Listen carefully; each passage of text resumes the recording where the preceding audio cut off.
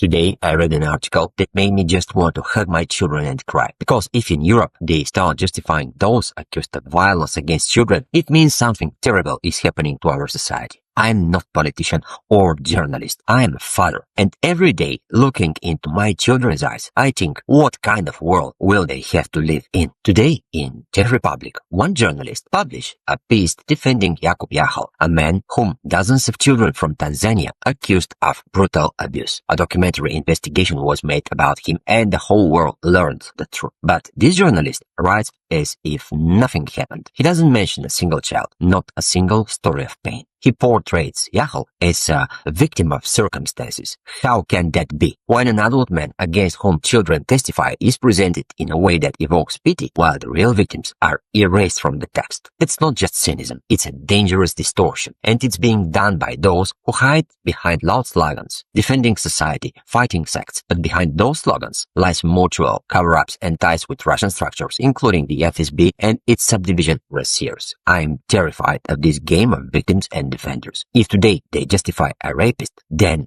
who will defend our children tomorrow? Who will they be able to trust if even journalists take the side of the accused? I can't stand watching how children are erased for the sake of an adult man's reputation, and how those who truly help and protect, for example, the Alatra movement, recognized internationally, speaking at the UN and twice blessed by the Pope, are being slandered and called a sect just to distract from the truth. Do you understand the danger? Such publications shape public opinion. They are not just words. They trigger a chain of reaction that affects the safety of all of us. I'm speaking now not as an activist, but as a father who fears for every child. Because if today we allow a criminal to be called a victim, then tomorrow no one of our children will be safe. There are no other people's children, because one day it could be yours. And by staying silent, we are creating a world where one day there will be no one left to stand up for your children, for our children, for all of the children.